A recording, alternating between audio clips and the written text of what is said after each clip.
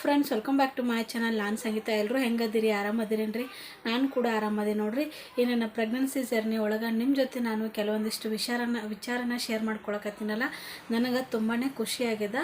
ಇವತ್ತು ಏನು ಶೇರ್ ಮಾಡ್ಕೊಳಕತ್ತೀನಿ ಅಂದ್ರೆ, ನಂದು ಫಸ್ಟು ಮತ್ತು ಸೆಕೆಂಡ್ ಡೆಲಿವರಿ ಯಾವ ರೀತಿ ಆಯಿತು, ಮತ್ತು ಪೇನ್ ಯಾವಾಗ ಸ್ಟಾರ್ಟ್ ಆಯಿತು, ಮತ್ತು ಎಷ್ಟು ಮಂತ್ ಒಳಗೆ ನನಗೆ ಡೆಲಿವರಿ ಆಯಿತು, ನಂದು ನಾರ್ಮಲ್ ಸಿ ಸೆಕ್ಷನ್ ಅಂತ ನಾನು ನಿಮ್ಮ ಜೊತೆ ಇವಾಗ ಶೇರ್ ಮಾಡ್ಕೋತೀನಿ. ಇನ್ನೂ ಯಾರಾದರೂ ನನ್ನ ಚಾನಲ್ನ ಸಬ್ಸ್ಕ್ರೈಬ್ ಮಾಡ್ತೀನಿ ನೋಡ್ತಾ ಇದ್ದರೆ ಪ್ಲೀಸ್ ನನ್ನ ಚಾನಲ್ನ ಸಬ್ಸ್ಕ್ರೈಬ್ ಮಾಡ್ಕೊಂಡು ನೋಡಿರಿ, ಸಪೋರ್ಟ್ ಮಾಡಿರಿ. ನನಗೆ ಈ ರೀತಿ ಕ್ಯಾಮ್ರಾ ಒಳಗೆ ಮಾತಾಡಿ ಸ್ವಲ್ಪ ಹೊಸದು, ಇವಾಗ ಸ್ವಲ್ಪ ಧೈರ್ಯ ಬರಕತ್ತದ, ಹಾಗಾಗಿ ಮಾತಾಡಕತ್ತೀನಿ. ಸ್ವಲ್ಪ ಏನಾದರೂ ಮಿಸ್ಟೇಕ್ ಆಗಿತ್ತಂದ್ರೆ ಅದನ್ನು ಬೇಜಾರು ಮಾಡ್ಕೋಬೇಡ್ರಿ. ಏನರ ಕರೆಕ್ಷನ್ ಮಾಡೋದಿತ್ತಂದ್ರೆ ಹೇಳ್ರಿ, ನಾನು ಕೂಡ ಅದನ್ನು ಚೇಂಜಸ್ಸು ಮಾಡ್ಕೋತೀನಿ. ಫಸ್ಟ್ನೇದಾಗಿ ನಂದು ಡೆಲಿವರಿ ನಾರ್ಮಲ್ಲ ಅಥವಾ ಸಿ ಸೆಕ್ಷನ್ನ. ನಂದು ನೋಡ್ರಿ, ಎರಡೂ ಡೆಲಿವರಿ ಆಗಿದ್ದು ಕೂಡ ನಾರ್ಮಲ್ಲು. ಆಲ್ರೆಡಿ ನಾನು ಕೆಲವೊಂದಿಷ್ಟು ವಿಡಿಯೋದೊಳಗೆ ಹೇಳಿದ್ದೀನಿ. ಇವಾಗ ಯಾರಾದರೂ ಹೊಸದಾಗಿ ನನ್ನ ಚಾನಲ್ಗೆ ಸಬ್ಸ್ಕ್ರೈಬರ್ ಆಗಿದ್ರೆ ಅವ್ರಿಗೂ ಕೂಡ ಗೊತ್ತಾಗಲಿ ಅಂತ ಮತ್ತೊಮ್ಮೆ ಹೇಳಕತ್ತೀನಿ. ನಂದು ಎರಡೂ ಡೆಲಿವರಿ ಕೂಡ ನಾರ್ಮಲ್ ಡೆಲಿವರಿ. ಮತ್ತು ನಾರ್ಮಲ್ ಡೆಲಿವರಿಗೆ ನಾನು ಅಂಥದ್ದೇನು ಏನು ಎಕ್ಸಸೈಜ್ ಅಲ್ಲಿ ಏನೂ ಮಾಡಿಲ್ಲ, ನಾರ್ಮಲ್ಲೇ ನೋಡ್ರಿ ನಂದು. ಮತ್ತು ಇನ್ನೊಂದೇನು ಹೇಳ್ಬೇಕಂದ್ರೆ, ನಂದು ಡೆಲಿವರಿ ಯಾವ ಮಂತಲ್ಲಿ ಆಯಿತು ಅಂತಂದ್ರೆ, ನಾನು ನೋಡ್ರಿ ಕಂಪ್ಲೀಟಾಗಿ 9 ಮಂತ್ ಆದಮೇಲೆ 2 ವೀಕ್ಸ್ ಆದಮೇಲೆ ನಂದು ಡೆಲಿವರಿ ಆಗ್ಯದ ನೋಡ್ರಿ. ಪ್ರತಿಯೊಬ್ಬರಿಗೂ ಕೂಡ ನೋಡ್ರಿ, ಒಬ್ಬೊಬ್ರಿಗೆ ಏನಾಗುತ್ತೆ ಅಂದ್ರೆ 7 ಮಂತ್ ಒಳಗೆ ಡೆಲಿವರಿ ಆಗುತ್ತೆ, 8 ತಿಂಗಳೊಳಗೂ ಆಗುತ್ತೆ. ಭಾಳ ರೇರ್ ನೋಡ್ರಿ 8 ತಿಂಗಳೊಳಗೆ ಆಗೋದು. 7 ಮಂತ್ ಒಳಗೆ ಆದವರು ತುಂಬಾ ಜನ ಅದಾರ. 37 ವೀಕ್ಸ್ ಆದಮೇಲೆ ನೋಡ್ರಿ ಯಾವಾಗ ಬೇಕಾದ್ರೂ ಡೆಲಿವರಿ ಆಗ್ಬೋದು ಅಂತ ಹೇಳ್ತಾರೆ. 8 ಮಂತ್ಸ್ ಕಂಪ್ಲೀಟ್ ಆದಮೇಲೆ 9 ಮಂತ್ 1 ವೀಕ್ ಆದಮೇಲೆ ಯಾವಾಗ ಬೇಕಾದರೂ ಡೆಲಿವರಿ ಆಗ್ತದಂತ ಹೇಳ್ತಾರೆ. ನನಗೆ ನೋಡ್ರಿ ಡಾಕ್ಟ್ರು ಕೊಟ್ಟಿರೋ ಡೇಟ್ಕಿನ ಒಂದು 15 ದಿನ ಮುಂಚೆನೇ ಡೆಲಿವರಿ ಆಗಿದೆ ಎರಡೂ ಕೂಡ. ಒಂದನೇದು ಏಪ್ರಿಲ್ 7 ಕೊಟ್ಟಿದ್ದರು, ನಂದು ಮಾರ್ಚ್ 24ಕ್ಕೆ ಆಯಿತು. ಚಿಕ್ಕವಳದೇನೋ ಒಂದು 4 ದಿನ ಅಷ್ಟೇ ಮುಂಚೆ ಆಗಿದೆ ನೋಡ್ರಿ, ಬಿಟ್ಟರೆ ಡೆಲಿವರಿ ಡೇಟ್ಕಿನ ಆಮೇಲೇನಾಗಿಲ್ಲ, ಮುಂಚೆನೇ ಆಗಿದೆ. ಇವಾಗ ನೆಕ್ಸ್ಟ್ ಏನಂದ್ರೆ ಡೆಲಿವರಿ ಪೇನ್ ನೋಡ್ರಿ ನನಗೆ ಯಾವ ರೀತಿ ಇತ್ತಂದ್ರೆ, ಪ್ರತಿಯೊಬ್ಬರು ಕೂಡ ಬೇರೆ ಬೇರೆ ರೀತಿಯಾದಂಥ ಡೆಲಿವರಿ ಪೇನ್ಸ್ ಇರ್ತಾವೆ. ಒಬ್ಬರಿಗೆ ಬೇಗನೆ ಡೆಲಿವರಿ ಆಗುತ್ತೆ, ಪೇನ್ ಜಲ್ದಿನೇ ಆಗ್ತದೆ. ಒಂದು 2-3 ತಾಸರೊಳಗೆ ಪೇನ್ ಸ್ಟಾರ್ಟ್ ಆದಮೇಲೆ ಡೆಲಿವರಿ ಆಗುತ್ತೆ. ಇನ್ನೂ ಕೆಲವರಿಗೆ 24 ಅವರ್ಸು 48 ಅವರ್ಸು ಆಗುತ್ತೆ. ನನಗೆ ಯಾವ ರೀತಿ ಅಂತಂದ್ರೆ, ನಾಳೆ ಏನಾದರೂ ಸಾಯಂಕಾಲ ಡೆಲಿವರಿ ಆಕಿತ್ತಂದ್ರೆ ನನಗೆ ಇವತ್ತು ಸಾಯಂಕಾಲ ಹಿಂದಿನ ದಿನ ನೈಟೇ ನನಗೆ ಡೆಲಿವರಿ ಪೇನು ಸ್ಟಾರ್ಟ್ ಆಕಿತ್ತು. ಅಂದ್ರೆ ಯಾವ ರೀತಿ ಅಂತಂದ್ರೆ, ನನಗೆ ಫಸ್ಟ್ ಸ್ಟಾರ್ಟಿಂಗ್ ಏನಂದ್ರೆ ಹೊಟ್ಟೆ ನೋವು ಬರ್ತಿತ್ತು. ಸ್ವಲ್ಪ ಹೊಟ್ಟೆ ಒಂಥರ ಕಲ್ಲಾದಂಗೆ ಆಕಿತ್ತು. ಮತ್ತು ಸ್ವಲ್ಪ ಇವಾಗೇನು ಹೊಟ್ಟೆ ಮುರಿದಾಗ ಹೆಂಗೆ ನೋವು ಆಗುತ್ತಲ್ಲ ಆ ರೀತಿಯಾಗಿ ನೋವು ಬರ್ತಿತ್ತು. ಮತ್ತು ಬಿಟ್ಟರೆ ಸ್ವಲ್ಪ ಅದು ಹೊಟ್ಟೆ ನೋವು ಆದಮೇಲೆ ಒಂದು 3-4 ತಾಸು ಆದಮೇಲೆ ಬ್ಯಾಕ್ ಪೇನ್ ಸ್ಟಾರ್ಟ್ ಆಕಿತ್ತು. ಈ ರೀತಿಯಾಗಿ ನನಗೆ ಫಸ್ಟ್ನೇದಾಗಿ ಡೆಲಿವರಿ ಪೇನು ಫಸ್ಟ್ ನೋಡ್ರಿ ಇದೇ ನನಗೆ ಕಾಣಿಸ್ಕೊಳ್ಳೋದು. ಆಮೇಲೆ ನೋಡ್ರಿ ಪ್ರತಿಯೊಬ್ಬರು ಕೂಡ ಈ ರೀತಿಯಾಗಿ ಹೊಟ್ಟೆ ನೋವು ಬಂತಂದ್ರೆ ಡೆಲಿವರಿ ಪೇನ್ ಅಂತಲೇ ನಾವು ತಿಳ್ಕೊಬೇಕಾಗುತ್ತೆ. ಹೊಟ್ಟೆ ನೋವು ಬಂದು ಒಂದು 5 ನಿಮಿಷ ಇದ್ದು ಅದು ಮತ್ತೆ ಬರಲಿಲ್ಲ ಅಂದ್ರೆ ನಾರ್ಮಲ್ ಅದು. ಯಾಕಂದ್ರೆ ಕೂಸು ತಿರ್ಗೋಕ್ಕೂ ಕೂಡ ಹೊಟ್ಟೆ ನೋವು ಆಗ್ತಿರ್ತದೆ. ಯಾಕಂದ್ರೆ 9 ಮಂತ್ಸ್ ಆದಮೇಲೆ ಪ್ಲೇಸ್ ಅಷ್ಟೊಂದು ಇರೋಂಗಿಲ್ಲಲ್ಲ, ಹಾಗಾಗಿ ಹೊಟ್ಟೆ ನೋವು ಹಾಕಿರ್ತದೆ.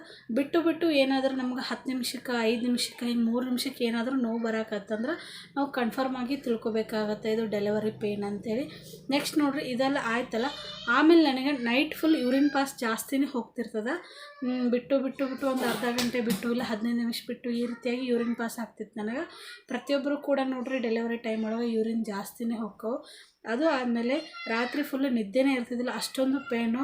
ಮತ್ತು ಕೂಡೋದಕ್ಕೆ ಹಾಕಿದ್ದಿಲ್ಲ, ಮಲ್ಗೋದಕ್ಕೆ ಹಾಕಿದ್ದಿಲ್ಲ. ಯಾಕಾದ್ರೂ ರಾತ್ರಿ ಆಗಿದಪ್ಪ ಅಂತ ಅನಿಸ್ತೈತಿ. ಯಾಕಂದ್ರೆ ನನಗೆ ಸ್ಟಾರ್ಟ್ ಆಗೋದೇ ರಾತ್ರಿ.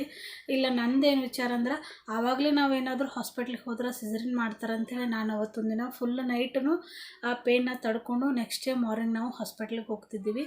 ಅದು ನನಗೆ ಭಯ ಇತ್ತು, ನಂದೆಲ್ಲಿ ಮೊದಲೇ ನಾನು ಫ್ಯಾಟ್ ಇರೋದ್ರಿಂದ ನನಗೆ ಎಲ್ಲಿ ಸಿಸರಿನ್ ಮಾಡ್ತಾರೆ ಅಂಥೇಳಿ. ಬಟ್ ಆದರೂ ಕೂಡ ಡಾಕ್ಟ್ರು ಮುಂಚೆನೇ ಹೇಳಿದ್ರು ನಾರ್ಮಲ್ ಆಗುತ್ತೆ ಅಂಥೇಳಿ, ಅದೊಂದು ಧೈರ್ಯ ಇತ್ತು. ಹೀಗಾಗಿ ನಾವು ನೆಕ್ಸ್ಟ್ ಡೇ ನೋಡ್ರಿ 10 ಗಂಟೆ 9:30 ಸುಮಾರದು ಹೋಗ್ತಿದ್ದೀವಲ್ಲ, ಅದಕ್ಕಿಂತ ಮುಂಚೆ ಏನಾಗ್ತದೆ ಅಂದ್ರೆ ನೆಕ್ಸ್ಟ್ ಸಿಂಟಮ್ಸ್ ನನಗೆ ಸ್ವಲ್ಪ ವೈಟ್ ಡಿಸ್ಚಾರ್ಜ್ ಥರ ಹೋಗ್ತಿತ್ತು. ವೈಟ್ ಒಳಗೆ ಸ್ವಲ್ಪ ರೆಡ್ ಮಿಕ್ಸ್ ಇರ್ತಿತ್ತು ನೋಡ್ರಿ. ಅದು ಏನಾದರೂ ಆಯ್ತಂದ್ರೆ ನನಗೆ ಕನ್ಫರ್ಮ್ ಇತ್ತು ಇವತ್ತು ಡೆಲಿವರಿ ಆಗುತ್ತೆ ಅಂಥೇಳಿ. ಎರಡೂ ಕೂಡ ಇದೇ ರೀತಿ ಆಗಿದೆ ನನಗೆ. ಮನೆಯಿಂದ ಹೋಗ್ಬೇಕಾದ್ರೆ ಸ್ವಲ್ಪ ಯೂರಿನ್ ಪಾಸ್ ಮಾಡಬೇಕಾದ್ರೆ ಆ ರೀತಿ ಆಗ್ತಿತ್ತು. ಮತ್ತು ಇನ್ನೂ ಕೆಲವೊಂದಿಷ್ಟು ಜನಕ್ಕೆ ನೋಡ್ರಿ ನೀರು ಮನೆ ಒಳಗಿದ್ದನೇ ಹೋಗುತ್ತೆ, ತೆಲ್ಪಟ್ಲ ಹೊಡಿತದಂತ ಹೇಳ್ತಾರೆ ನಮ್ಮ ಸೈಡು. ನಿಮ್ಮ ಸೈಡ್ ಏನು ಹೇಳ್ತಾರೋ ಗೊತ್ತಿಲ್ಲ. ನೀರು ಹೊಡಿತದಂತ ಹೇಳ್ತಾರಲ್ಲ, ಆ ಟೈಮ್ ಏನಾದರೂ ಮನೆ ಒಳಗೆ ಆಯ್ತಂದ್ರೆ ನೀವು ಬೇಗನೆ ಹಾಸ್ಪಿಟ್ಲಿಗೆ ಹೋಗ್ಬೇಕಾಗತ್ತೆ. ನನಗಂತೂ ಆದರೂ ಆ ರೀತಿ ಏನಾಗಿಲ್ಲ ನೋಡ್ರಿ. ನನಗೆ ಅಲ್ಲೇ ಹಾಸ್ಪಿಟ್ಲಿಗೆ ಹೋದ್ಮೇಲೆ ನನಗೆ ಡೆಲಿವರಿ ಮಾಡಿಸ್ಕೋಬೇಕಾದ್ರೆ ನನಗೆ ನೀರು ಹೋಗಿದ್ದು. ಇಷ್ಟೆಲ್ಲ ಸಿಮ್ಟಮ್ಸ್ ನೋಡ್ರಿ ನನಗೆ ಇದ್ದಿರೋದು. ಮತ್ತು ಹಾಸ್ಪಿಟ್ಲಿಗೆ ಹೋದ್ಮೇಲೂ ನನಗೆ ಬೇಗ ಡೆಲಿವರಿ ಆಗ್ತಿದ್ದಿಲ್ಲ. ನಾವು 10 ಗಂಟೆ ಸುಮಾರು ಹೋದ್ರೂ ಕೂಡ ನನಗೆ ಸಾಯಂಕಾಲ ನನಗೆ ಡೆಲಿವರಿ ಆಗಿದ್ದು.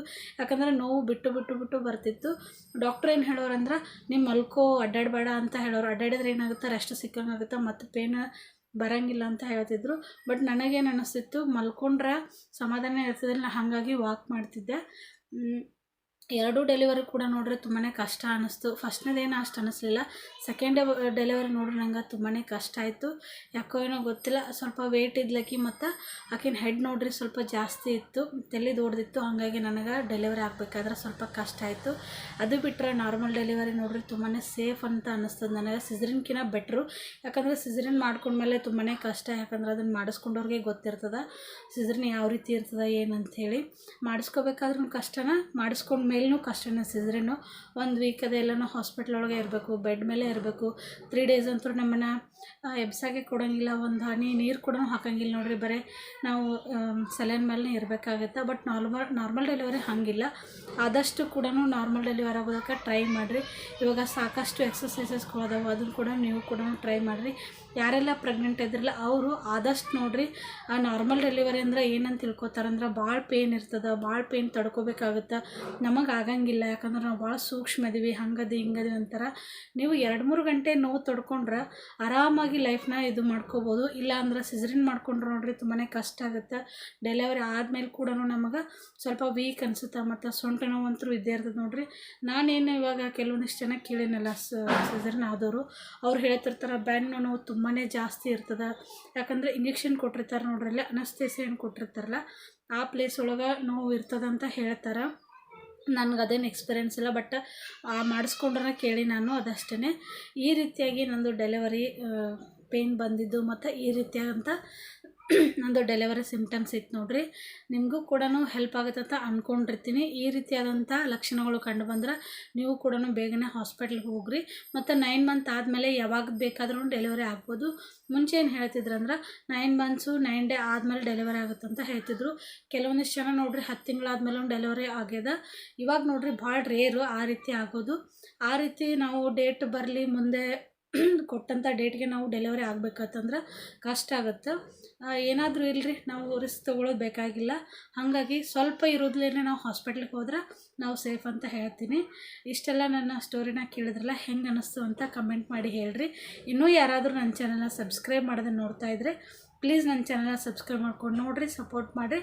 ಮತ್ತು ನಿಮಗೆ ಯಾವ ರೀತಿಯ ವಿಡಿಯೋ ಬೇಕು ಅನ್ನೋದನ್ನು ಕಮೆಂಟ್ ಮಾಡಿ ಹೇಳ್ರಿ. ಅದನ್ನು ಕೂಡ ನಾನು ನಿಮ್ಮ ಜೊತೆ ಶೇರ್ ಮಾಡ್ಕೋತೀನಿ. ಈ ವಿಡಿಯೋ ಇಷ್ಟ ಆಗಿದ್ದರೆ ಲೈಕ್ ಮಾಡಿ, ಶೇರ್ ಮಾಡಿ, ಕಮೆಂಟ್ ಮಾಡಿ ಫ್ರೆಂಡ್ಸ್. ಬಾಯ್.